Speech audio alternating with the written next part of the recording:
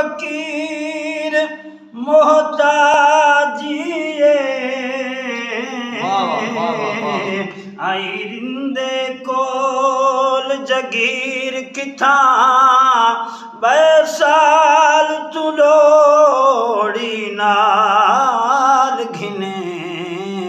और फिलहाल मैं आप फकीर किथा गल कंगन गुलाबे कहीं दे गल कंगन गुलाबे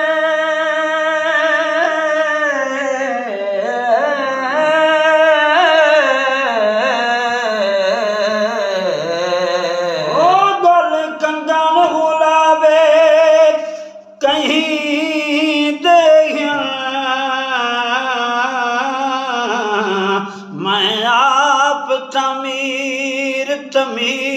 किथा हा चोला तारक गल ढह पे कई लीर किथा।